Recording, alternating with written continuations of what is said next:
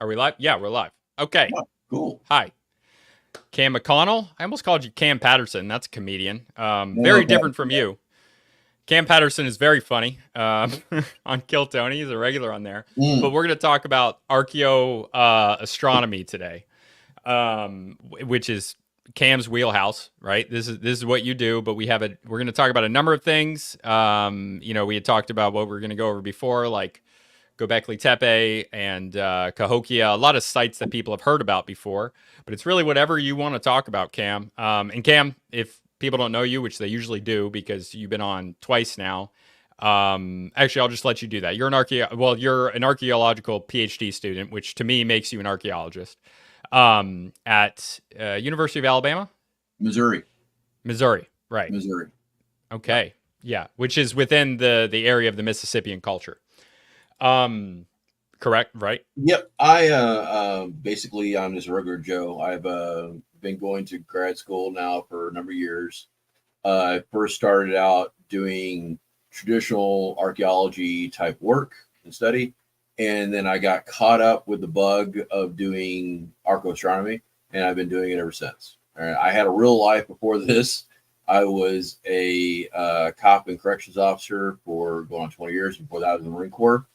Mm-hmm. I got hurt on the job, and I decided to have a switch of careers and said, and I'll go to academia, and I stayed.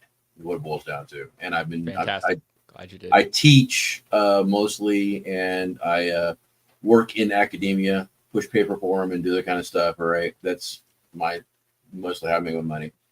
And I study anthropology and I study these cultural systems dealing with archaeoastronomy. That's my main focus. That's what I do. So I could say what I think archaeoastronomy is, but since you're here, you would definitely give a better description than I would. So archaeoastronomy, what are we talking about here?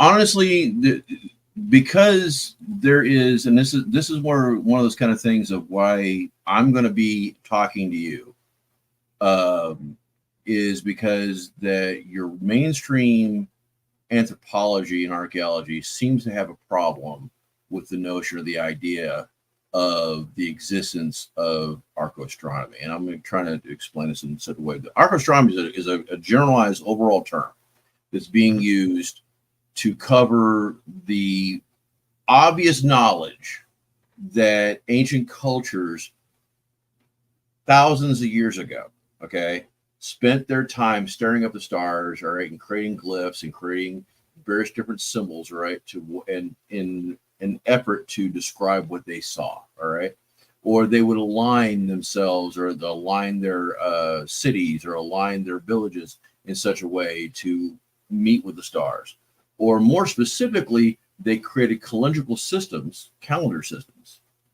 for the purposes of being able to know when to hunt properly, when to go in, what game is going to be available at this time of the year, to be able to know when to plant, when agricultural systems start taking root and hold, right, when these cultures. That's what you saw them doing, okay? And because of that, this aspect of this culture is something that has been unfortunately not studied really well. And those who have studied have been treated as being pseudo archaeologists by the mainstream for the most part, going on for close to like probably 100 years, starting Yeah. all the way back with, I don't know, I don't want to invoke names here that the people's hold me not have heard of. Emmanuel Velikovsky. You ever Oh, heard I don't that even name know before? that name. No. Okay, Emmanuel Velikovsky wrote this book called Worlds in Collision way back about 100 years ago. All right, and his theory was, and it's a theory that it has absolutely no, you can't you can't you can't prove it one way or another, and you can't. It's obviously wrong, but at the same time, it was a first attempt by someone to say, "Hey, I see these things in history going on, and I'm looking at all these various different things, right? And it leads me to believe that maybe there was cataclysmic events that occurred in the past, and this is why we're seeing these things in like Greek culture, Roman culture, Babylonian culture, Sumerian culture, whatever else, right? And that's what his argument is. And he came up with some pretty crazy ideas.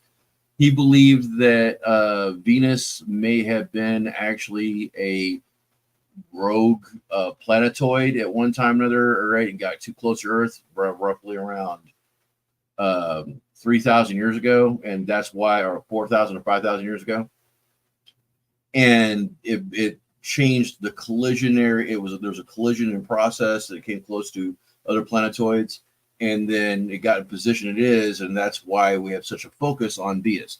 Now, obviously, that's not true, but the reality is he was attempting to explain something, okay, that he saw as an issue.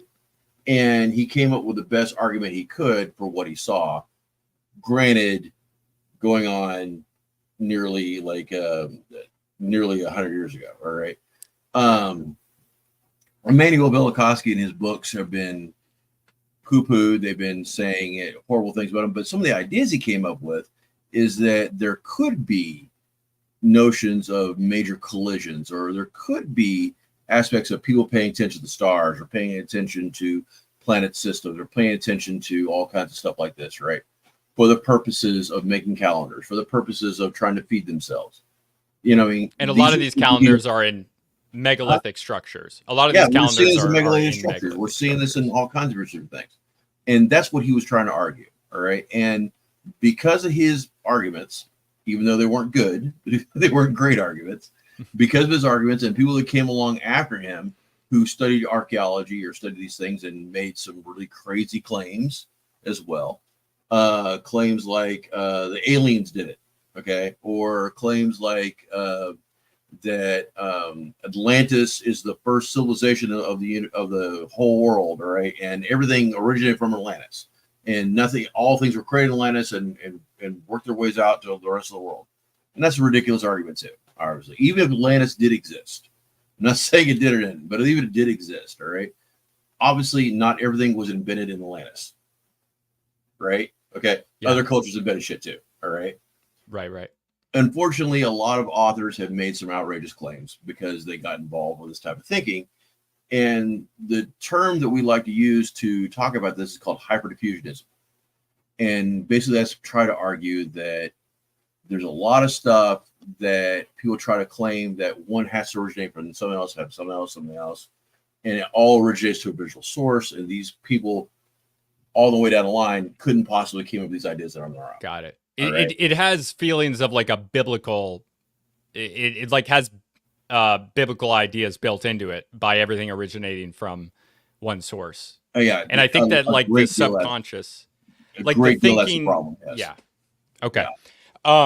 Yeah. And like, this is one of the things that I like to talk about, because it's like, it's okay to be wrong, right? Like you can be searching for something and along the way you find out something else. Like that's okay. And it not to get too deep into it, but like when a lot of mainstream archaeology is just mad because someone's bringing up a dissenting idea, it's very confused. It's confusing to me. It seems unacademic, but it's not as confusing anymore because I've changed my thinking on, regardless. Look, another issue I see with mainstream archaeology that's somewhat connected is like, these places are places that people lived in, like human beings lived there. And I think that when you over academize, you know what I mean? Mm-hmm. I'm not sure if that's a word, but when you like look at it from an overly academic way, I think you start to forget and lose the idea that this is a real place that people lived in and they were responding to their human and physical environment as a result of that. I mean, they were trying to solve the problems, and the fact that humans lived there and they were human spaces that you should probably visit and get like a feeling or a vibe for seems to be lost on certain individuals. We have a saying, I guess, or a definition for culture that exists in archaeology. All right. We see archaeology as the exosomatic means of environmental adaptation. Exosomatic being that we're using our hands, all right? We're using our hands to basically create the culture around us, okay? What we're doing. And culture itself, whether we're talking about it being technomic, where we're talking about it being based in ideology or based in symbols, all right, which there are three main aspects, all right, we're talking about culture. Any one of those things, all right, are basically tools. They're tools for individuals to survive, is what you're really looking at, all right? And when we're talking about symbols, we're talking about ideas, whether we're talking about technology as a whole, all of them are tools for the individual to survive. And unfortunately, anthropology and archaeology both have a tendency to forget this, all right? And they make assumptions that they can categorize certain things as being not a tool, all right, or not important, all right, or this is a ritual, this is a ritual thing, or this is whatever else, right? And it has no real bearing on what's really going on, which is bullshit. Okay, it's complete bullshit. And if you look at the religious systems of pretty much any culture on the planet, all right, you'll find underneath those systems a real reason for them to exist. All right, that do with their food subsistence, whether it be hunter gathering, whether we're talking about agriculture or whatever else, whether we're talking about aspects of when it's best to like bring groups of people together for the purposes of like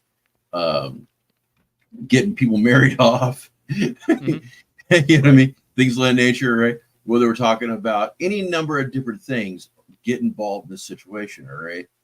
And to reject those ideas from and say, well, you know, they're not as important. No, they're incredibly important. I'll give you a perfect example of what I'm talking about. Whenever I was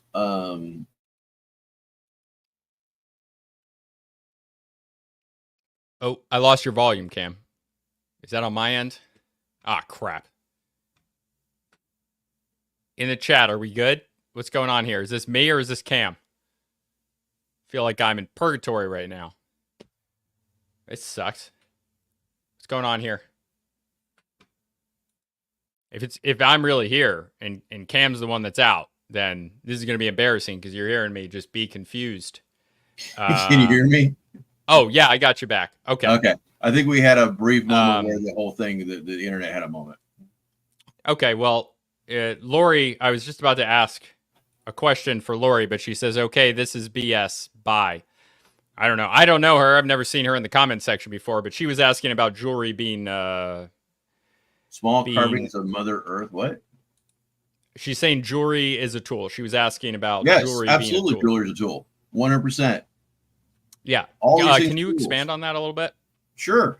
Best way I can put this, right? Most of your symbols that exist, right, that we have, right, the cross, for example, right, or any number of different other symbols that we see, right, originate usually from a given source, all right, that is based in the aspect of what people use to live. All right. If you go back thousands of years far enough back, all right, even the cross, for example, that's the best way I can describe it. The cross is one where you see it as a symbol of not just a position of Christ being crucified on the cross, right? But it's also a position of cardinal directions too. Okay. This is something that we see over and over and over again amongst, and that's not mean that art isn't art just for the sake of art too. That's not saying that, all right? But what is the purpose of art for the sake of art? Okay. You'll find that 9 times out of 10, quote unquote, art for the sake of art, all right, has traditional purposes as well, all right? Right. If you go talk and look at any kind of cathedrals, if you look at any type of like churches, all right, that existed, you know, the best one for example, all right, the one that's in Paris, France, what is it called? The Notre Dame, right? Notre Dame. Yeah. Okay, it's the positions of Notre Dame and how it's laid out is laid out in such a way that you have it's set on cardinal directions, right? North, south, east, and west, right? That positions of certain locations within the Notre Dame is towards the east, right? For the purposes of religious purposes for that. You see this in Muslim culture. You see this in really every culture, all right? They use cardinal directions for those purposes to worship a certain direction, okay? And there's also a difference here in like the when we think about technology, like technology colloquially is talking about like cell phones and stuff, but technology in anthropology has a different and much more broad meaning. Like, Absolutely, right. So absolutely, like, and yeah, I yeah, brought this up. It's yeah, it's more akin to like it fits all sorts of things like a farming technique, physical tools. Like the wheel is a technology. It's not like digital technology, and then technology as well in like political complexity, and how people rule. Like the feudal system is a technology because it's allowing in anthropology that culture to expand. Is that I can't do a my job yeah, without this. right. I literally cannot do my job without this item right here in my hand. We've adapted and evolved our culture to the aspect of using cell phones. Okay, Mm-hmm. I cannot literally do my job. I can't make money unless I use my cell phone. All right, and Yeah, me I too. make the argument most people, for whatever reason, can't live their lives. All right, in the Western world without these bloody things in our hand right now. Okay, so Yes. to make the claim that we have to look at this from that perspective, right? That all these things we're talking about, all right, have specific tool usage. Okay. Right. Every single solitary one of them. All right. Every one of these things are right from either a modern lens or an ancient lens. All right. We're looking at things from that perspective. Now, in the aspect of what I'm talking about archaeoastronomy, we're looking at a group of any culture that looks up at the stars, all right, and has noticed over the period of over a year that the stars align in certain ways, or the planets align in certain ways that they're predictable. All right. Mm-hmm. This is actually inductive reasoning. This is something that human beings do. All right. We inductively can reason the fact that the stars are going to be in a certain position at certain times of the year, and they can construct a calendrical system based on looking at those stars. All right. And then that And why helps would you? them to hunt or to practice agriculture or whatever Exactly. purpose they have in their culture for deciding those things, because it'll tell them when the deer are best to hunt, when it's going to be the planting season, all those types of things. And in Yes. general, in ancient societies, this was like before language was simplified, everybody's literate and everything, which wasn't a thing until anywhere until the 18th, 19th century at the earliest. It's protected behind usually a special class that is able to take and interpret that esoteric knowledge. Yeah. Is that fair? Now, I Okay. would argue that most of what I'm talking about today, right, is going to be things to do with when culture, for the most part, started developing towards a modern world. All right, where we started moving away from being hunter gatherers and moved into the agricultural vein. All right, this would be at the beginning of this. All right, roughly about 10,000 years ago, moving forward all the way to the present day. Now, before that time frame, all right, I could also argue that they also use and create ecological systems, all right, for the purposes of hunting. All right. Mm-hmm. And I actually argue that after a certain point of the modern world, when we get past the 17, 1800s, or maybe 1900s, right, we see a lot of art for art's sake. We see a lot of various different ideas being changed, right? We see a lot of views that have been changed because of the lack of needing subsistence like that we had before. All right, we're not bound by the land as much as we were before. People were living in cities. All right, we're not as need to. In other words, the views adapted and changed over the time frame from roughly the 1700s forward. Okay, that Right. doesn't mean that the same symbols that they're using for art and whatever else didn't change with it, because they still are adapting those things. All right, because they have Right. meaning for people. All right, And they were closer that to their literal purpose before this happened, yeah. before the modern world, 16th, 17th century. Yeah, but Yeah. mostly what I'm dealing with as an archaeologist, those are the things that I focus on. All right, if that Okay. makes any sense. All right. It does. So let's go back. Let's go back to give you a pretty good example of one. All right. Let's go back to one that's fairly recent. All right. 1,000 years ago, Do you want to pull up your slides? sure. Or Yeah, do you not have one for this? I That's have fine. plenty of slides. All right. Just let me know when you want me to share it. Let's share screen. Go ahead now. Okay. All right. That's not what I want. You guys might be familiar with this location. Pulls up. This is Cahokia Mm-hmm. in Sure is. East Mississippian St. culture. Louis. Yeah. Yeah, Mississippian culture.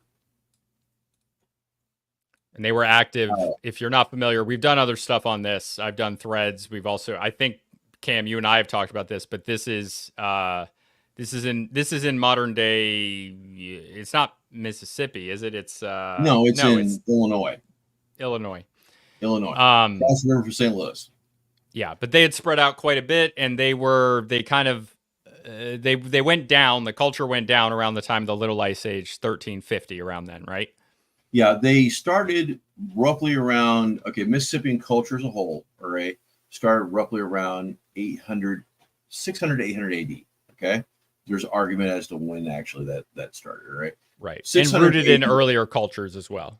Yeah. And then from 800 As AD always. to roughly the time frame of what we would call Western contact is when it continued. All right. Mm-hmm. You can say Cahokia itself, the city, which is part of Mississippian culture, it went from roughly about 900 AD to about anywhere between 1150 to 1400. All right, matter on which person you're talking to. All right, Okay. definitely the city as a whole ended for the most part by 1200 AD. Okay, as a major, there were people living there in that city long after that. All right, but the major city as a whole ended. Now, Right. Yeah. this is a picture, an aerial view of what it looked like at the time frame. You see Monk's Mound, which is a gigantic platform mound in the center. You see the Grand Plaza and all that. Down here at the bottom here, you have what they call Mound 72. Okay. And Mound 72 is incredibly important. And I'm going to pull that up.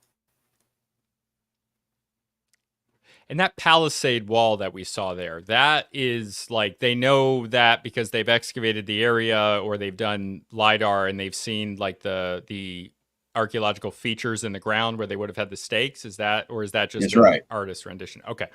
Great. Yeah. They know exactly all that stuff was there. Now, this is a cut through of Mound 72. Okay. Okay. This is an actual cut through. All right.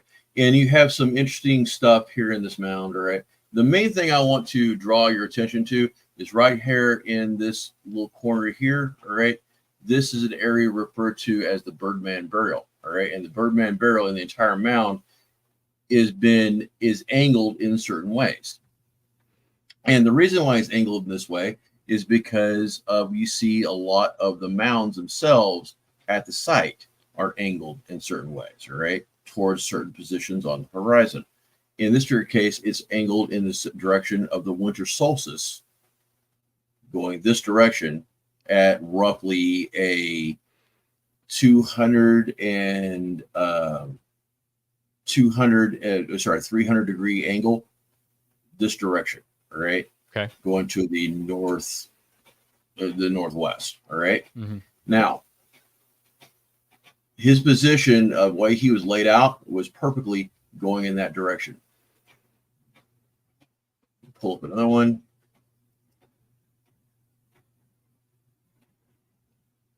This is the Birdman, all right? This is which you will find in the museum at Cahokia. The way he was laid out on his shell, his entire area of shells, right, was a gigantic blanket of shells, right? It was all seashells, which was they referred to as Birdman because he laid the shells out. It was one gigantic blanket that looked like a gigantic bird. Okay. He was laid out in such a way to fall in the direction of directly his burial moved towards the direction of the summer solstice. Okay. Sorry, the winter solstice. Okay. We see this particular type of thing all over Mississippian culture, where you see this constantly over and over and over again, where they're laying out people in burials, or they're laying out mounds, or they're laying out various different other locations, or or symbols are laid out for the purposes of being angled in a direction towards the solstices. Okay. Let me give you an example. I'm sure everyone has heard of this one. When I get it up.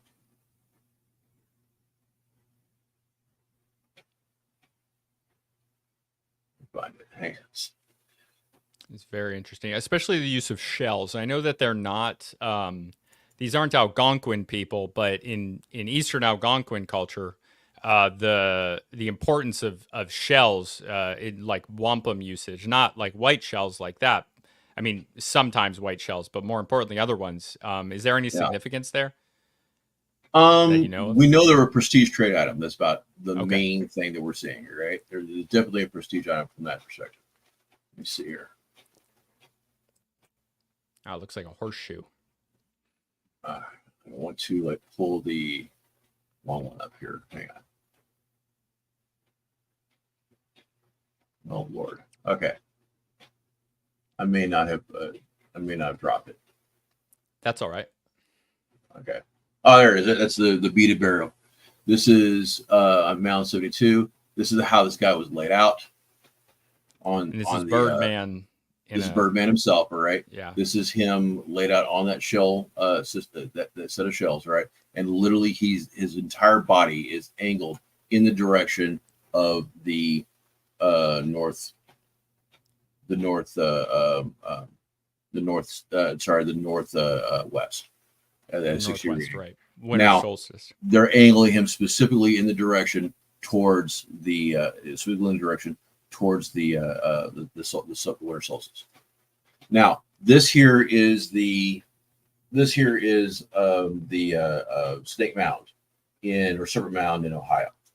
Serpent Mound in Ohio is set up in such a way that if you follow the head of Serpent Mound in the direction that you see here, all right, that it would fall in the direction literally of the winter solstice as well. Meaning that the sun comes up on this certain day on the summer solstice, and the head of that snake on this particular mound structure is angled in that direction of the winter solstice. Wow.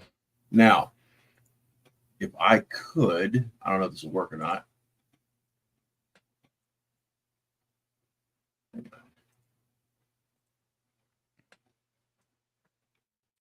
Does this work here? Okay. Yep. Work? Yep. We can see it. Okay.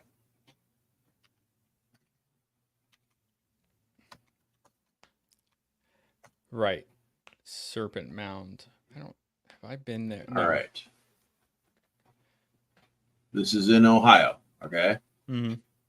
Let me. Ohio.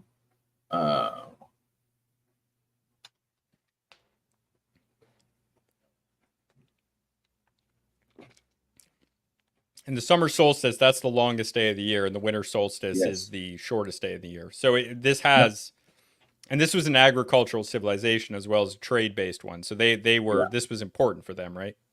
Yep. Let me make sure I've got this lined up. It might be the winter solstice. Hang on.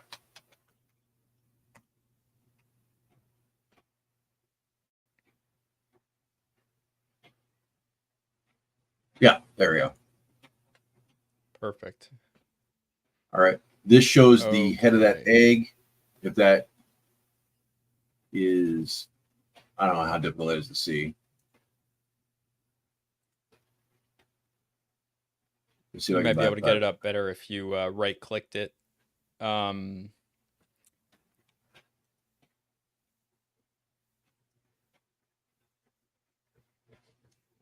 right. Okay.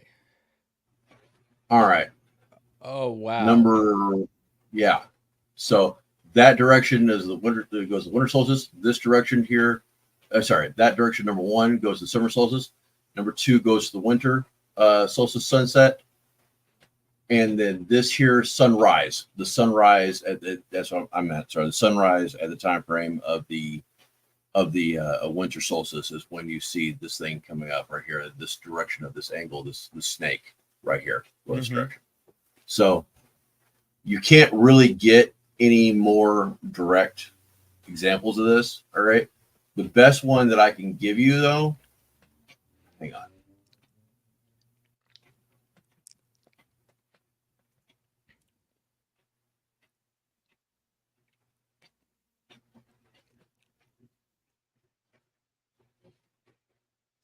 God, it looks incredible from the air.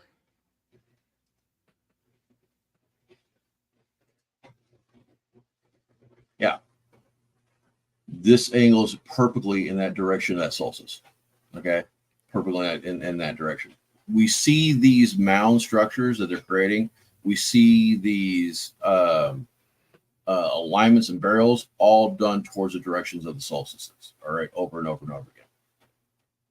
The reason they're doing this, all right, is that they are aligning their mounds, they're aligning their groups, they're aligning their cities in such a way, or they're aligning their structures and their various different effigy mounds in those directions, all right, to create calendars, and it becomes a religious aspect of what they do.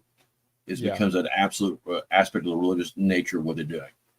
And we went into this in another live a few months ago, where you described a lot of this in relation to both the Mayans and the Mississippian culture. If you want to learn more, that's in the live tab on the YouTube channel. And please like and subscribe as well. Okay, so this is Serpent Mound in Ohio. This is related to Cahokia through the Mississippian culture.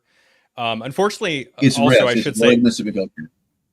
A lot of these are lost. A lot of these were, and by lost I mean destroyed by people who either didn't know or didn't care about their significance. Like the city of St. Louis is essentially built on a bunch of these mounds that were destroyed, which is a complete travesty. But yeah, I mean, these are they're right there. That gives a perfect example of what. So it looks like they're saying the humps and their perpendicular direction has some significance as well. That's the winter solstice direction right there. Okay, really okay. And the humps as well also go towards the equinoxes and the winter sunrise, and then this is sunset, going that direction. All right. So does this have any sort of like fertility significance? Because it almost feels to me like, and I don't want to go off base here, but like with the arrow on top, it looks like a snake eating an egg, yes, but it also almost looks like a vulva to me. That has been an argument that I've actually made in a couple different ways. If I can pull that up too real quick, if you'd like. Up to you, man. Up to you. Whatever you think is good here. A lot there of this is stuff a really symbol in Mississippian culture called the OG mouth. Yes. Right. We went into great detail on this, but we can look at it, and it does. That's not it. That's not it. Let me try Mississippian culture.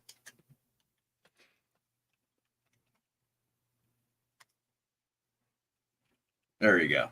All right. This is the OG mouth. Right. That one. Yes. This is the symbol that is up on. You see most of the symbols. This is the one that is probably presented more than anything else.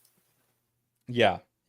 And this, we went over this with a bunch of different symbols. Like it could be interpreted as an egg sac or a womb, vulva, something like that, or both. This is probably the symbol you're actually seeing that is on top of the serpent mound, more likely. And if you look at how it's laid out, the cut of the angles for that egg itself, the way it's laid out on the ground, right, is perfectly representative of the OG mouth. All right. So what we're looking at here more than anything else is probably a symbol that represents in Mississippian culture the aspect of the solstice time frame. All right. My personal opinion. Okay. And I don't want to get too deep in the woods on that because I haven't wrote papers on this. But the point of the matter is, again, this is what I think the OG mouth represents. And we see this on all types of stuff. We see this on, this is another example of it. Right. The plate. I remember this. This is the rattlesnake disc, the eye and the hand in the center. A lot of people have interpreted that this right here, the center, to be possibly the OG mouth. The reason why I argue that as well, if you align this symbol, this line right here of this finger, straight through to the top of the disc, from here upward, and then looking from the eye to one eye, you get a perfect 60-degree angle marking towards the direction of the solstices. All right. Right. So this itself, this disc may be a cylindrical system disc as well. This is another example of how we see cultures marking towards the solstices. All right. For the purposes of probably cylindrical reasons. Does that make sense? Yeah, Okay. it makes perfect sense. Now, if we start a little rough, I apologize. I'm going to give you another example. We're good. I can't. All right. Here we have StoneHenge. All right. This is how, unfortunately, it's being laid out today. All right. And this is how it was laid out originally. If you follow from that main stone, all right, all across they call the center or the sacrificial stone, the center, the altar stone, all the way straight out, it falls directly to the summer solstice, right? The sunrise and summer solstice. Okay, same concept. Yeah. So again, sorry, I'm going to interrupt you here just a minute. Red Raptor, being unfamiliar with Mississippian culture, I don't know the significance of snakes. We went into this in great detail in one of the other lives, so please check that out afterwards. The snakes are heavily related to the cultivation of maize, and they're like. I actually, that's my fault. I should have went into that real quickly. All right. No, that's okay because we have. Yeah. I got sidetracked a little bit. Okay. Real quickly, when I was in grad school, all right, at first I was actually, is it in grad school or undergrad? I had someone do a professor do a presentation on the subject of snakes, and the association with maize. And the argument that they were making is that the horn-feathered serpent from Mesoamerica, all right, what they call Quetzalcoatl, was a representation of the corn god or the corn maize god, and they were using this argument saying the feathers were the leaves off of the corn, all right, that spread off the side of it, all right, and it's a long stake-looking plant, all right, it looks like a snake, blah blah blah, all this stuff going with it, and I had joked, I said, I don't know how many of you guys ever been inside a cornfield before, but I guarantee you, if you're looking for a snake, first place you're going to find inside of a cornfield. Okay, and I'm from Southeast Missouri. All right, so in the aspect of what snakes mean to people who actually grow corn for a living, they're important. And the reason they're important is because they get rid of all the vermin that's out there in that cornfield. All right, so therefore they were incredibly important. The snakes were incredibly important to anybody living in Mesoamerica, roughly, 1,600, 1,700 years ago, all right, or even 2,000, 3,000 years ago, whenever corn was being cultivated from teosinte to what we have today, which is maize, or then eventually corn. And then when you get to Mississippian culture, which was probably a lot of these ideas about the corn being and how corn came from down in Mesoamerica, down in Mexico, moved its way across the continent up to into Illinois. When they started doing the same thing, these snakes became incredibly important to them as well. All right, because they're eating the vermin out there that's going to eat the corn. It's because the corn feeds the people. All right, so therefore the corn god, the snake, became incredibly important to that group, right? Is directly related to what you see where I'm going with this now? Absolutely. Right. And if Red Raptor, if you want to learn more about that, I highly recommend it. I have another video on the channel with Cam about this Mayan connection to the Mississippi. It's possible Mayan connection to the Mississippians. I'm convinced, but I should say this isn't fully acknowledged. This is again one of those kind of things where archaeology and anthropology have a tendency to ignore what Archaeoastronomy is saying, all right, especially when it comes to this kind of stuff, all right, when we're telling you, hey, look, these are things that we can guarantee you, we can see the connection of how these things are moving across the landscape when food procurement is going on, moving from we see when corn got introduced here and when it got introduced here and the next and the next and the next, right? And we know that there's direct connection because you can't. The best way I can put this is this: that you cannot if you're going to grow corn and use it to feed 30,000 people or 40,000 people, which is like Cahokia, by the way, Cahokia was larger than Paris at the time frame. And part of that, by the way, does have to do with like the denser cities in the Americas. They didn't have animals. They didn't have large pack animals. So a lot of like the population of these large medieval, early modern cities, a lot of that was in these large animals. But in the Americas, they don't have those. They don't have those domesticated animals. So they fill up with people instead. That's part of it. But also was the aspect of that you had a bunch of individuals that were out there on the landscape that are moving towards a given oasis. I don't want to pull in B. Gordon Child's positions and not anything, but they're moving towards this given oasis, which is where they're growing corn at, right? And they're feeding thousands by doing this, right? And they're able to sustain that population. Yeah, without pack animals, which is impressive. And it shows the nonlinear progression of human culture that they were able, because they didn't have this, they didn't have these aurochs to turn into cattle and horses because they'd gone extinct in North America, even though they're from there.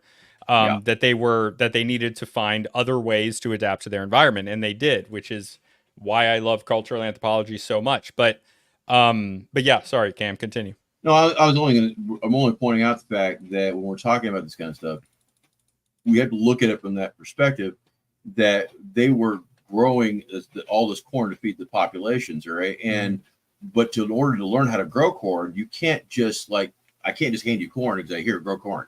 Okay. No, you have to learn all the things going with it. If you know anything about corn, it takes 120 frost-free days to get it out of the ground. Okay. So if you didn't know that, then you have to have a calendrical system to be able to get it up out of the ground. Okay. You have to know when to plant, especially if you want to have two different crops to feed that many people. Right. And that's the point to get a higher yield. And then it's shown that was able.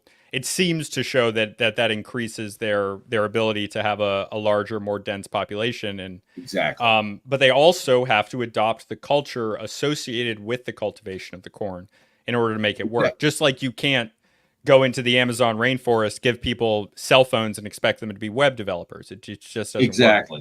Same thing. And that's what we're talking about here as well. That's where archaeoastronomy is what they're pointing out here is the aspect that, the religious systems came with the planting of the corn. They didn't just get the corn. They got the religious systems with it, right? And it wouldn't work without it. They would need it. Especially when they were maybe hunter-gatherers, horticulturalists before, their culture would have been based around that subsistence strategy, likely some form of animism, which is too broad of a term, but we don't really use it anymore, but I still like to say it. I like using animism too as well.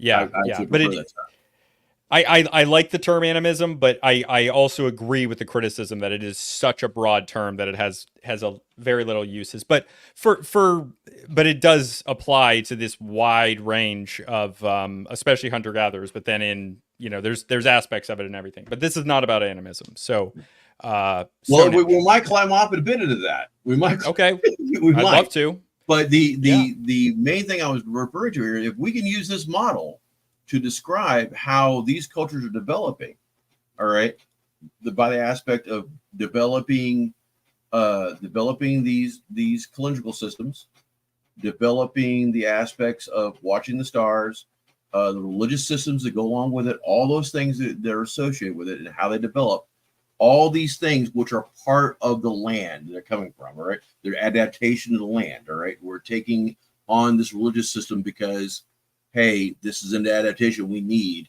to be able to work the freaking land. All right. We're taking on these symbols because these are things we need to be able to work the land.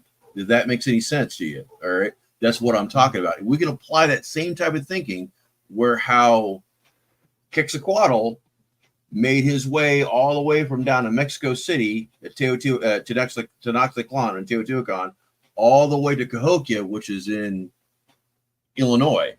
All right. If that's what happened here, it had to do with how culture transfers up as it moves. Okay. And how these virtual groups were taking those ideas and adapting it for themselves. Right. And that's how it moved upwards. Okay. And how it went across the landscape. All right. Each group adapting to new technologies and adapting to new symbols because those new symbols which are associated with the new ideas that fed them. That's why they're taking them with them. And this is supported by this showing up in the archaeological record at the same time that, like, the artifacts associated with the cultivation show up at the same time as the cultivation. Exactly. And that's what the person who got upset earlier, who didn't hear the whole explanation, all right, of what's going on here.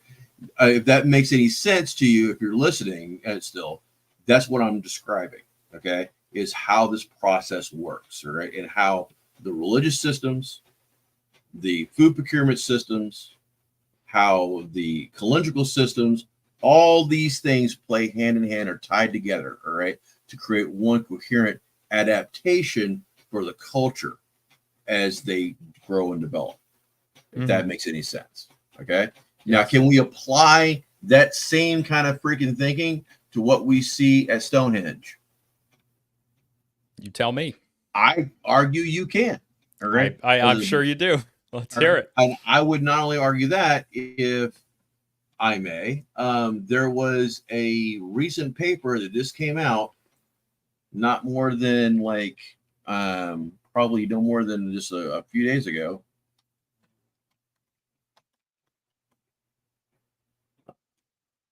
It was which stone was it? The altar stone? Yes, the altar stone. They just had some research about it coming from not close by to southern England, but from Scotland. Yeah, Scotland. How in the world? Why in the world?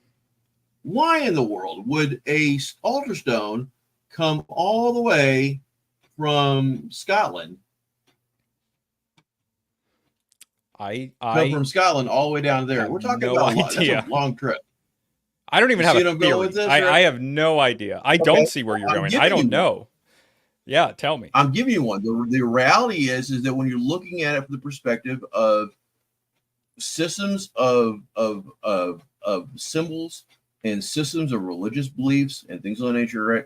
When we're talking about it from that perspective and what they describing this, I would promise you that what you're looking at here was a culture which was developing, that decided that we needed certain things from other areas up in Scotland. We needed stones, whatever else. We needed these things from there because they complement our belief systems down here, all right, in such a way that are required. Just like we required to have the serpent, the Quetzalcoatl at Cahokia, all right, for them to plant corn. I promise you, there's a reason they had that stone moved from Scotland all the way down for some very similar reason. Okay. Yeah, that fully tracks, but like the specific reason, do you have any theories about the specific reason? I would argue it has to do with wheat. It has to do with wheat. It has to do with the planting and the cultivation of wheat. And specifically, there was probably wheat up in Scotland, or that in that area up there, that was probably more hardy, or some type of food substance more hardy that was more needed for what they needed down south, and they transplanted those seeds down to this area, right? Started using them, and they decided to use that altar stone was probably important to the cultivation of wheat up in Scotland, and that's why they moved it down. Okay, so that when they moved it down, was this okay? So they associated this with the type of corn. Did they, forcefully take this from the people up there? I mean, we probably just don't know, right? We have no idea, but the more we're going to dig into the situation, I can almost guarantee you it's a food subsistence issue. That there was something about that altar stone that was associated with that type of wheat up there in Scotland that they had, and they said, okay, well, we want that wheat, therefore we're taking that stone, if that makes any sense. Okay. Yeah. And they would have, and this actually does get into animism, because they probably thought there was some sort of spiritual power associated with this altar stone specifically. And that would imply then that maybe this altar stone wasn't cut by the people who brought it to StoneHenge, but they took it from someone else who had. Exactly. That would be my argument as well.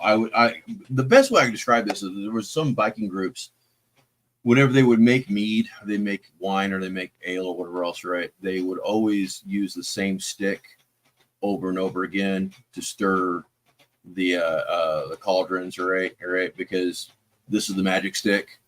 You had to use the same stick over and over again because this is the stick that makes the mead, or this is the stick that makes the In a Yeah. modern sense, we look back at Cast it and iron. go, well, more than likely we look at it and go, okay, more than likely there's a yeast that was on that stick, and that's why they were using that stick over and Yeah. over again. You see what I'm saying? Right. I would almost guarantee you that that stone, the altar stone, was probably the location where they actually grinded wheat of some form, fashion, or they butchered meat, or they did something extra that had to do with food subsistence for Yeah. that culture up in Scotland, and they brought it down there for the same purposes.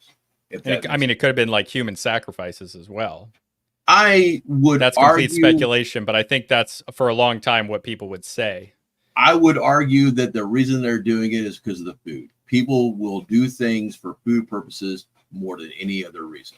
All right. Right, right. But aren't in Mayan and Mississippian culture isn't the and this is, you know, unrelated very likely Mhm.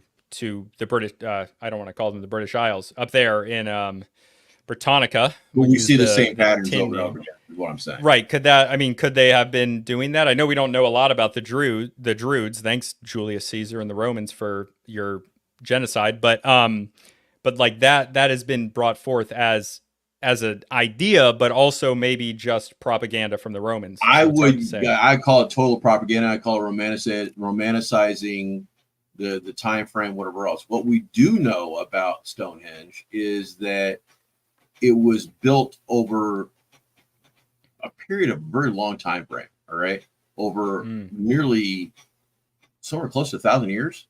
Over okay. the different changes over time, right? As it kept getting changed over and over and over again. And so was Um, Cahokia, but it was built under a exactly, shorter time scale. exactly. And I think the same thing applies. That this was a location where they did their rituals, their animistic rituals, because this is the type of stuff that fed the people. All right. Hmm. And we have to, like, give our due to the gods that are up in the sky, and we see them and we see them moving around out there, i.e. the Yes. stars. Okay. And that The stars continues are the the gods. reverence and it continues people practicing the culture that's leading to them being successful, and them expanding is evidence of them being successful in producing food to create a surplus and expand their culture.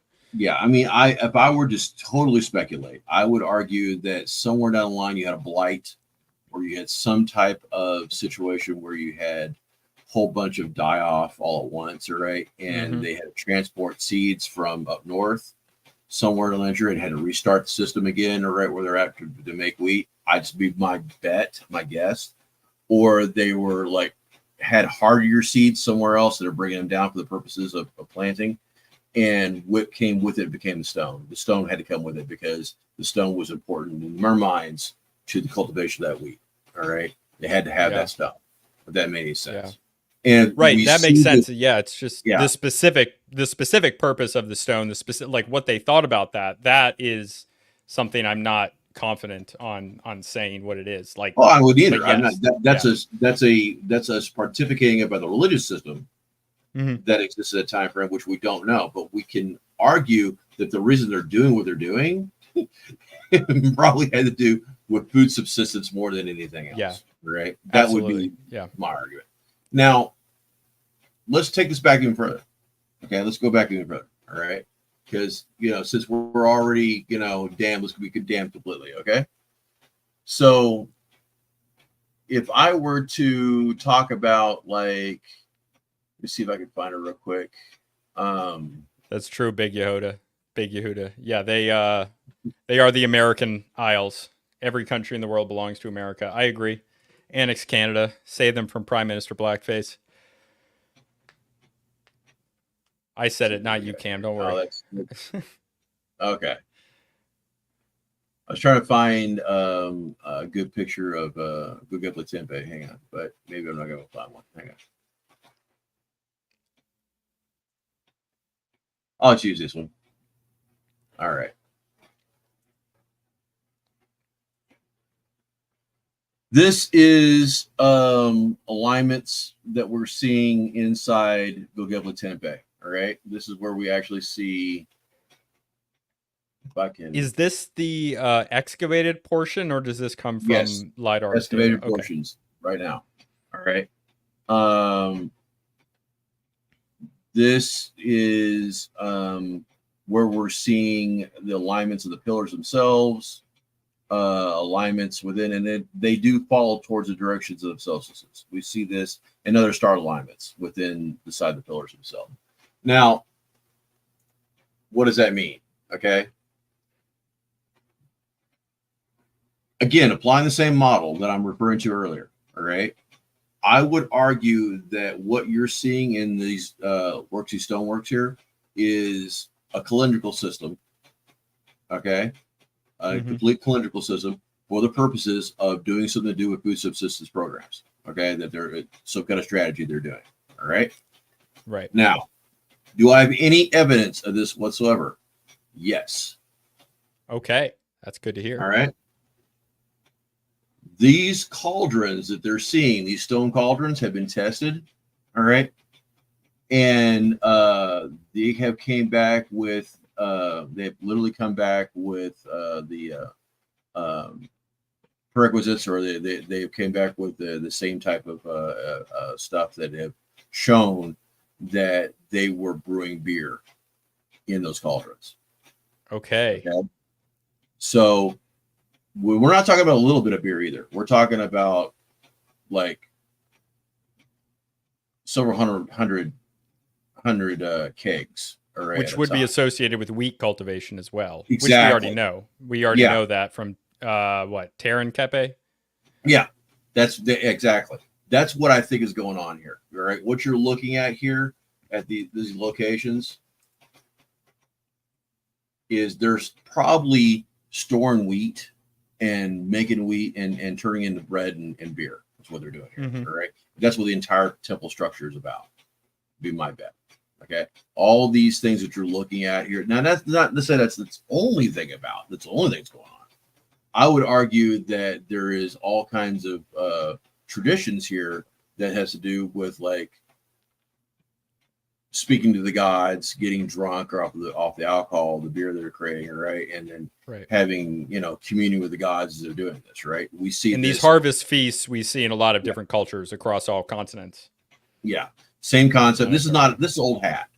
This is something that we see all over the place. We just never seen it this early. If that makes any sense. We just never seen one this far back. All right. If that makes any sense. All right. This is something that goes, 10,000 years ago, 11,000, 12,000 years ago. That's what I think is going on with Gobekli Tepe. And it probably aren't cultivating wheat yet. They're probably going out and just grabbing wheat, all right, and bringing it back. And then, or whatever, various different types of barleys, whatever they get their hands on. And they're making beer and breads and whatever else from that and doing it there at this location. And they're heating up the cauldrons, whatever else, doing it that way. I mean, there's all kinds of stuff there that I think leads me to believe that's what's going on. One of the things that I thought was kind of weird is that underneath this one area at Tas Templar, I think was the location. Yeah, Tas Templar. Underneath this one location, you have these little areas here that are like these stone pillars that are small, that are underneath a cauldron area at Tas Templar. And there could have been a floor on top of that. The idea being they may have been using that to heat water. Yeah, very similar to how a bathhouse heats water. If that makes any sense. That on the left there, is that Gobekli Tepe's complex? No, that's a Greek bathhouse. Okay. That shows a Greek bathhouse. Yeah, that shows little pillars underneath the bathhouse. When they heated the water up inside the bathhouse, they had a layer that was on top of that, on top of the pillars that people walked on. And then they stick the fire underneath it to heat the water underneath it, on top of it. Did you see what I'm saying? Okay. Right. I'm thinking that maybe something very similar may be going on over here. Oh, okay. The one on the right that makes more sense. The one on the right is maybe doing this. That's what I think is going on. All right. At these locations, they're heating water up specifically and then moving that water over to cauldrons to it's kind of very similar. Okay, they didn't have pottery at Gobekli Tepe in these locations, so I would make the argument that they're doing these kind of like stone boiling to some extent, or B, they're heating the water up at a different location and moving the water over into a pot, that a stone pot they made.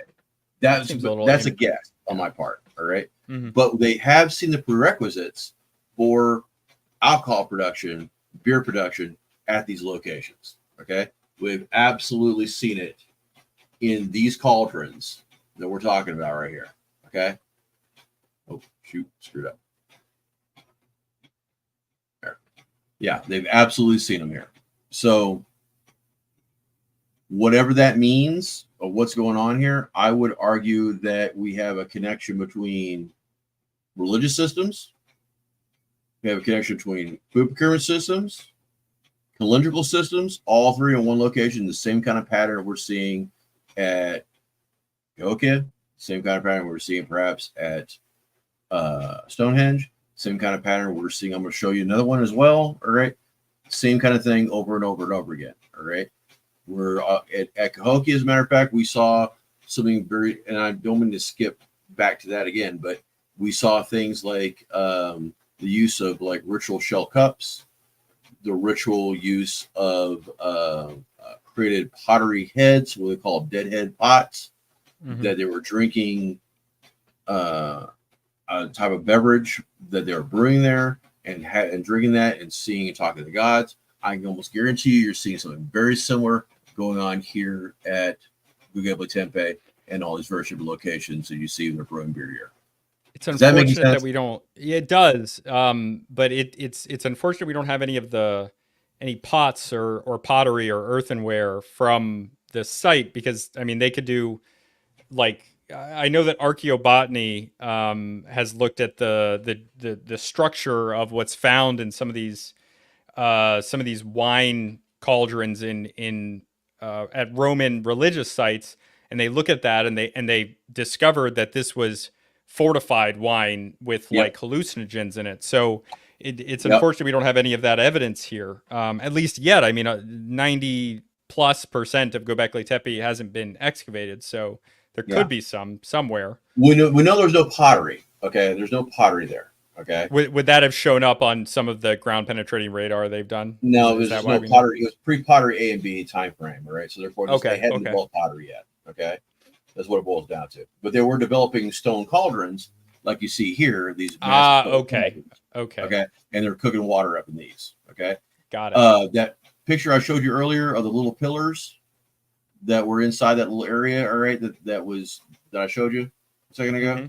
Okay, that's right here in the screen. Right, if I can hang on, maybe I can do this. Show from current slide. Okay, can you see that? Yes. All right.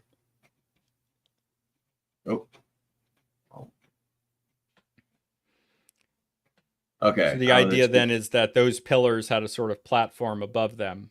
Yeah, platform above them. They're heating the water, and then you can tell that maybe they were pouring water directly down into this area here. All right, that's the idea anyway. Okay, could you see it any better the way I did it? I'm sorry. No, I see it. Yeah. It was up. It was up. If people are watching this, they can go back to look at the image larger. So that's the thought anyway. I don't know if it's if that it's just an idea but we do know that they could either move stored grains here to there, all right, and then cook and whatever else, and then pour it off to another area, maybe back to the back behind here is the idea, and maybe brew beer that way, or they're brewing them actually in larger pots here, like I showed in these locations. Yeah, it's one of the two. And this fits in with the idea. I mean, there's a theory about the start of wheat cultivation being something that happened accidentally with like rainwater gathering and people realizing it fermented, and that starts people being sedentary. And that's a theory, but it's a pretty supported theory that's been talked about. I would argue that that's exactly what happened. They're storing grain up in these locations, all right, these spots that we're talking about, and then rainwater gets in there, and because probably it was rainwater would get in there, right, and then the fermentation would start. You don't. It doesn't take much to make beer. No, it doesn't. Making beer is easy, by the way. It's not Right. difficult at all. All right, Making so good beer is hard. Yeah, making good beer is hard. Yeah. But I mean, if I'm removing all the coolness of Gobekli Tepe, I apologize. But the reality is, I think that's what you're looking at more than anything else. What was going on at that site, all right?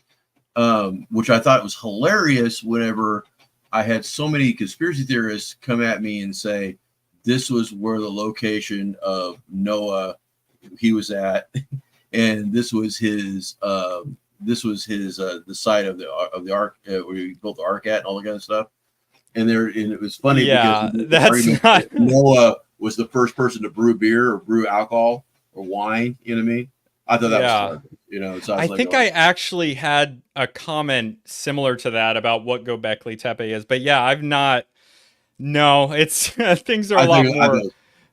Everything is usually a lot more practical than it might seem, and learning more about these sites does kind of take away some of the mystique around them. But I still think the truth. Well, what I would see is the truth, especially because something like this we don't really know too much, but as much as we want. But it's inherently interesting to me that this is what they used, and the astronomy of it. This is awesome stuff. I don't need to think about Noah and everything. But I know it's just, but so many people have got so much tied up. A microbrewery, correct? Craig says it's a microbrewery. It's a microbrewery. Yeah, they were all hipsters in there with their long mustaches and their fake blue collar. Would you also explain, by the way, why is it you see the backfill happening in these very different sites as well? Because at a certain point, you're going to have a point where these areas are going to go bad.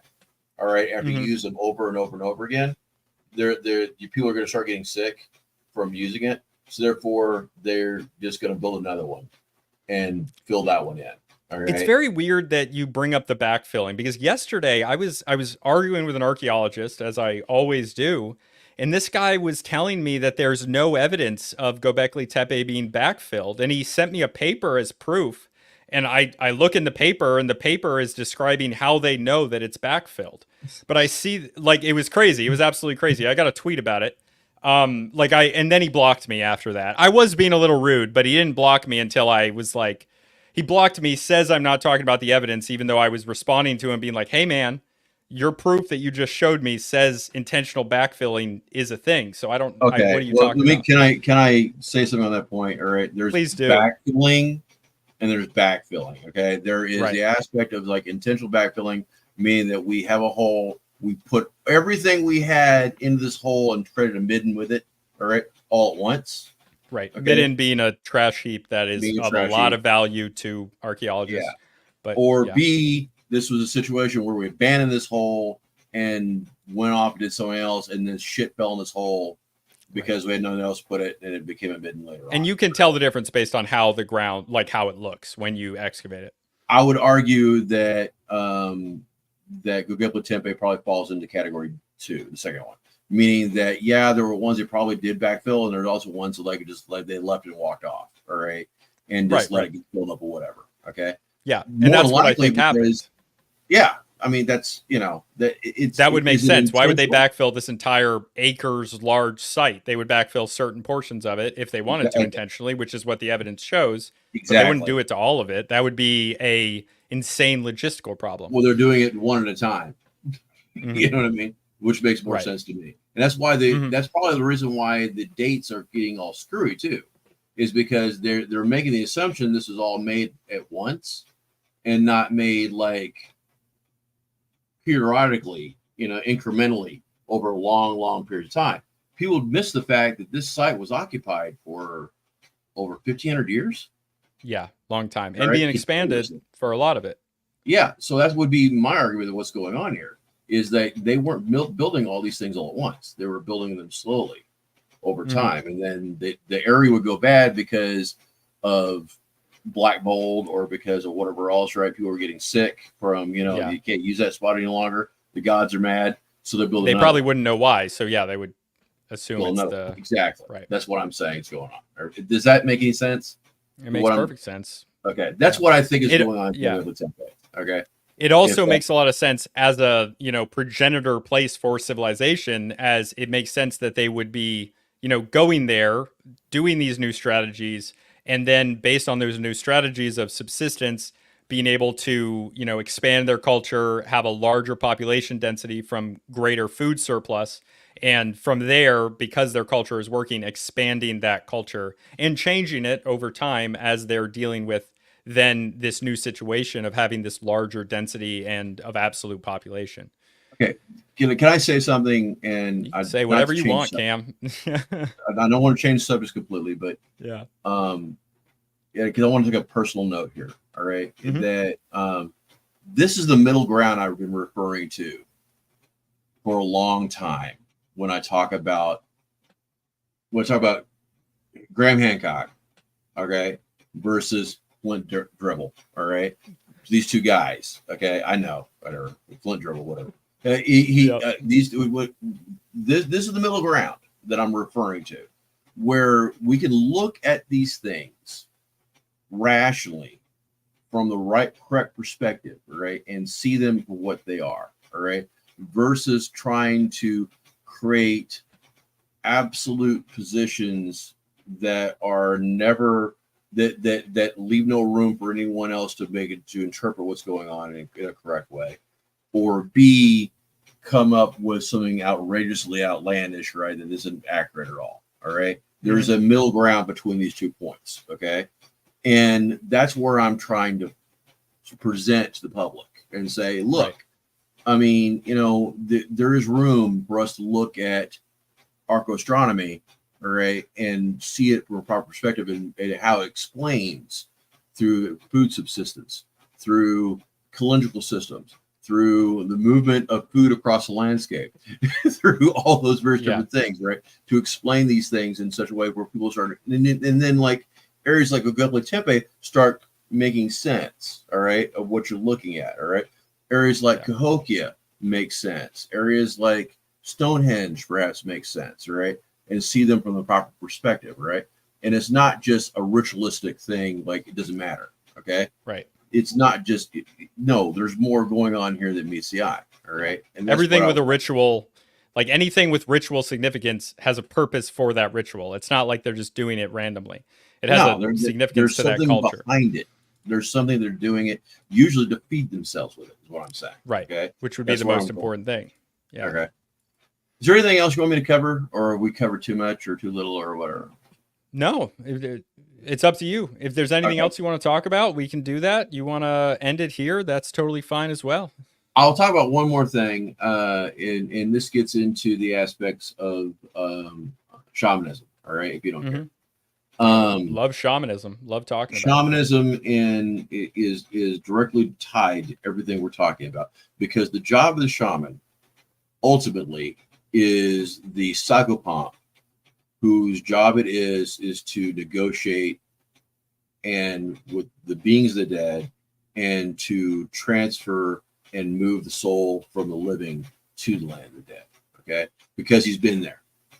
All right, that's what the job is of the shaman in the mindset, or the emic mindset, all right, versus the etic mindset of the scientific. The emic mindset, emic being insider perspective, etic being outsider perspective. Exactly. All right. Yeah. So when we're talking about from that emic perspective, right, it's incredibly important, because that's the perspective we have to use in archaeoastronomy, because we're attempting to understand whether they look at the night sky and they see gods. We have to use and understand that from that perspective, and then try to figure out the etic perspective from that, from what we're looking at. Okay.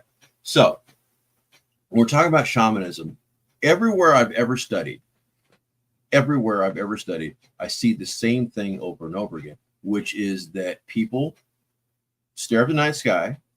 Okay.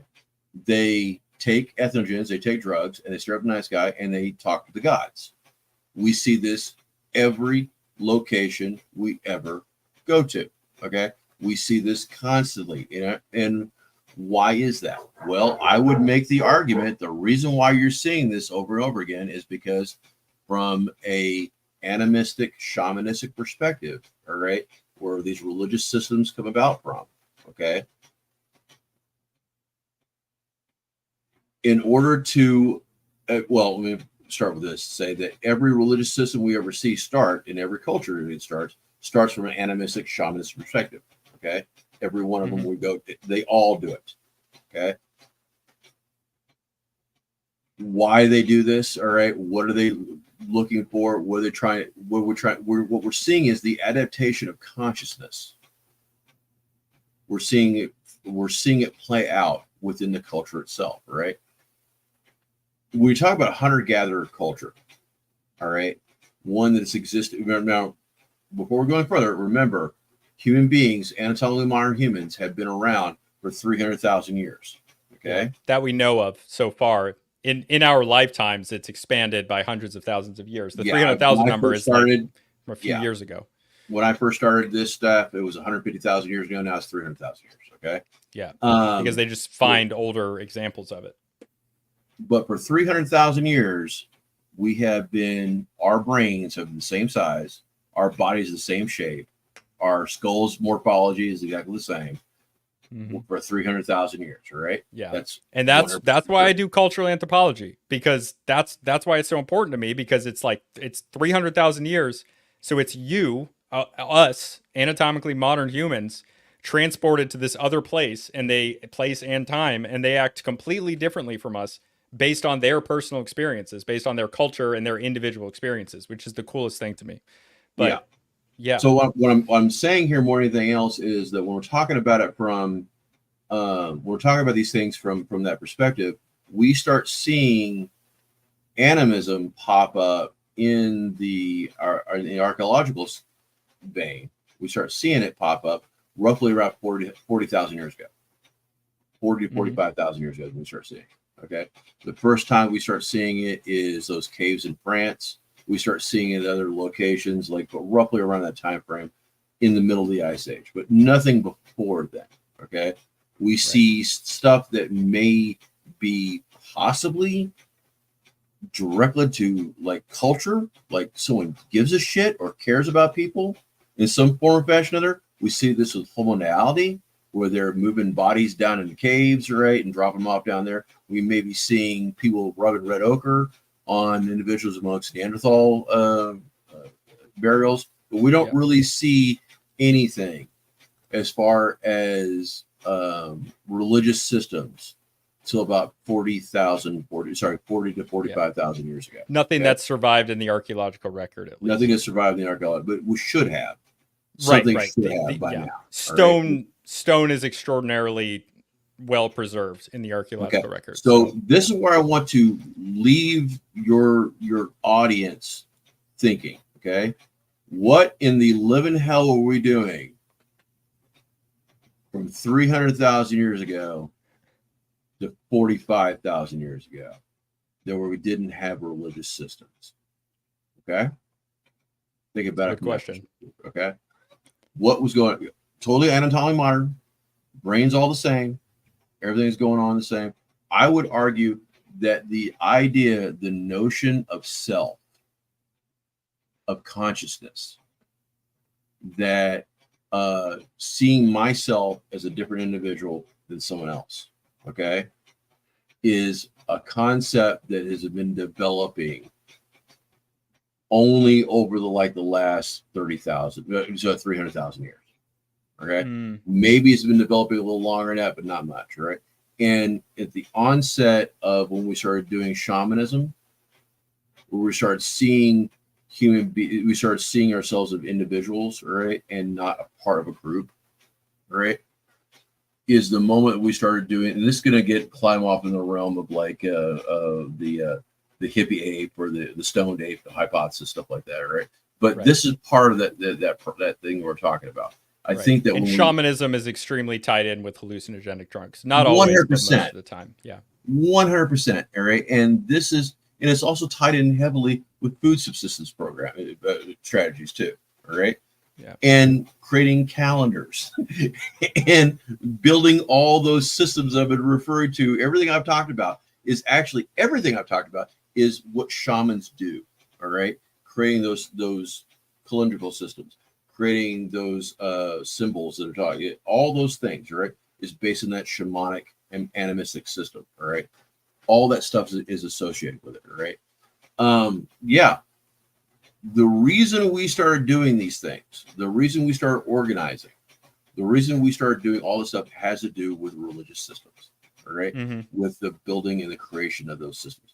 In other words, what I'm arguing for you guys right now is that maybe we didn't see ourselves as consciousness, or didn't see ourselves conscious as a conscious being. We didn't walk the Garden of Eden. The bite of the fruit occurred roughly at the beginning of doing these types of things that I'm talking about. Okay, does that make any sense? Yeah, it makes sense to me. Yeah, Okay, as a theory, at least. Yeah, it's something that's that's the obviously moment. impossible to Yeah, prove, but yes. I would argue it's not impossible to prove. I would argue that Okay. we're seeing the changes in human beings occurring roughly around the time frame when we see people start to change who they are, as how cultures are developing and how they started doing things, right? How Mm-hmm. we started viewing ourselves as individuals, right? And Yeah. this gets also back into aspects of neuroscience, whatever else too, and which is something else I play around in quite a bit. But from the neuroscience perspective, all right, there is absolutely only three forms of consciousness, all right, which is conscious awareness as we commonly have right now, okay, unconscious awareness in the aspect of being asleep or with REM, and unconscious awareness of asleep with non-REM. That's it. There is nothing else. So this idea, going back to problems with the archaeological community, problems with the archaeological and anthropological community as a whole, right, who do not recognize or understand that, something, there might be an altered state of consciousness that is a part of who we are, all right?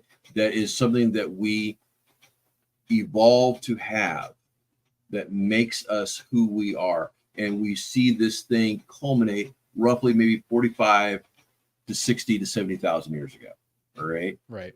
Is that making any Yeah. sense to you that where I'm going with this? All right. It And does. that Yeah. is why we see perhaps things happening where towards agricultural systems, where we start seeing movement from hunter-gatherer to all these things are involved with this. All right. With shamanic systems basically helped create as a system, helped create who we are as a culture. Right. Okay. And I can go on and on and on. I can bring you about 100 different examples of this, right? That I'm talking about, right? Every one of the ones I've talked about before, like Cahokia, for example, or the shell cups, or we see the deadhead jugs where they're drinking the black drink, or we go to down to the Southwest, right, amongst the Navajo and those groups and the original inhabitants down the Southwest, right, and the Chaco Canyon, where we know they were using peyote and stuff like that. All right, we see these things a part of culture, right, and we go further back to the time frame of Gobekli Tepe. We see something very similar going on, where the first thing they freaking did that built their culture when they started building monumental structures for their culture, monumental, actual large stone structures, is the purpose of creating beer. Yeah. Yeah. This is all associated with it, is what I'm saying. Okay. Yeah. And if I could put a finer point on any of this, it's all this has to do with shamanism. All this that is ultimately what I'm talking about more than anything else. We're talking about archaeoastronomy in aspect of what we're studying as archaeoastronomers, people who study that, we're studying shamanistic systems, food procurement systems, and things of that nature, all right? And how people use these things to adapt to the environment they're in. And I'll leave it at that. If that is the best example I can give you about archaeoastronomy. Yeah, and we'll go back into it later at another time. So yeah, please, if you want to hear more about this, I have two other live streams with Cam. They're on this. They touch on archaeoastronomy as well. There's the one about the connection between the Mayans and the Mississippian culture, the rattlesnake disc. Really, excuse me, really interesting stuff. Check that out. Please like and subscribe to the video, and if Was there any subscribe if questions that you was want on to see the? more of this stuff. Was there any questions that was on the? Because I don't have access to it. Any questions Yeah, that were yeah. on YouTube? Let me see. While I'm doing that, do you want me to plug anything for you? Do you want to promote your Twitter, any research, any papers, Um, anything? Because people are interested in this stuff. They will read I it. would. I don't really have much to plug, but I would say that I'm. You'll find me on Twitter quite a bit under Cam McConnell, or Mhm. C Hunter McConnell. I I am think it's on Cam H. YouTube. McConnell. I'll link it down below. And I'll I'm link on your YouTube as the archaeological raccoon. You'll find me out there, and you can Yeah, I'll see my spell stuff that. there as well. But yeah, that's pretty much all I got. And occasionally, I do the occasional podcast with people and talk about this stuff, right? And because I enjoy talking about it, I love talking about it, and Right. I really do believe that, in my personal, honest God opinion, I'm not anti archaeology, Right. and And to nor be am I clear, neither am I. anti. I am I'm not not. As much anti. as people Yeah, accuse me of it, I'm not. yeah, but there is a middle ground here that I swear to God we need to start finding, and try to find some, like, because there's a lot of great research out there by Mm-hmm. people that that others aren't listening to, that Yes. we need to like pay attention to, at least if even if it's wrong, there's parts of it that's right. Yes. And Yeah. listen Yeah. to it and get good information. Anyway, you had They questions maybe? just the evidence. Yeah. Please, any questions in the comments? I know there were some before, but let me know any questions that you have right now. While I'm talking about this other thing, but there's a limitation in archaeology to the evidence that they will use, and that is a socially and culturally imposed restriction based in their field. So these other types of evidence, like while mainstream archaeology might not listen to them, it's kind of irrelevant. They don't necessarily have a monopoly on our human past. And I love archaeology. I love anthropology, which is obvious because I cite and read their papers and things all the time, and yet I'm still somehow accused of not. I don't know how. I think it's whatever. There's no point in speculating, but it's just simply not true. But that their method of looking at the past is their method, and it has strengths and it has weaknesses. And other people's, like Graham Hancock's, Jimmy Corsetti's, my own, everybody's perspective has strengths and weaknesses. And I wish that we were able to expand a little bit in the types of evidence that we use, especially more human based and more human based evidence as people that are humans, as these places that we're studying being actual places that people lived in, and modern humans using them to do modern human things. But yeah, okay, Big Yehuda. I read some stuff in my old uni library, which is evidence and present in data collections, but ignored many such cases of that. I got a lot of them up in my head. Do you know about the ancient? I assume you mean copper mines in Saw a show Michigan. about it in Michigan. Oh, in Michigan. Okay, I thought it was like Yeah, a German word. That's just there's all me in kinds of German, copper but there yeah. in that area. We're pretty sure that we see copper just on the ground in Michigan, and that a lot of Native American groups would just go and grab it and like use it for a variety of different means. Copper plates you see in Mississippi culture.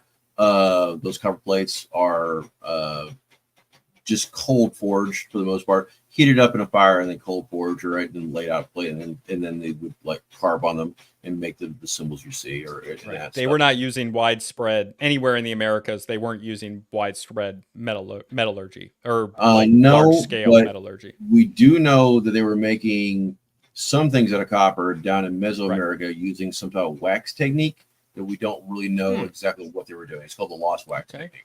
But interesting point. Copper made its way all the way from freaking Michigan all the way down to like Mesoamerica. How did that happen?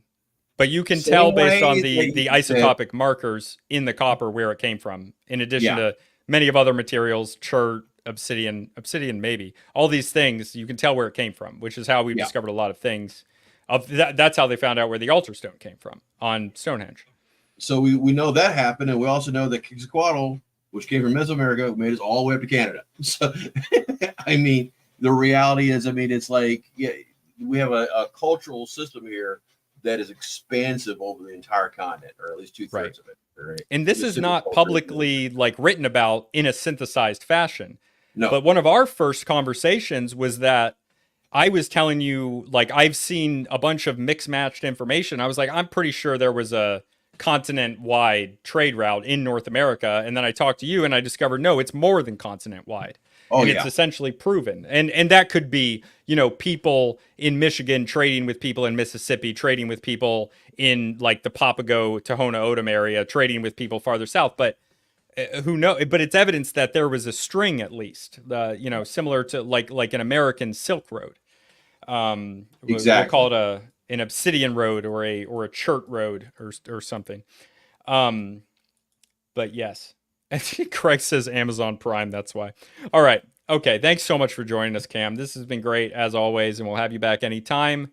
Your stuff in the comments or in the description. We have your YouTube and your Twitter. Please check those out and check out some of the other videos with Cam that we've done.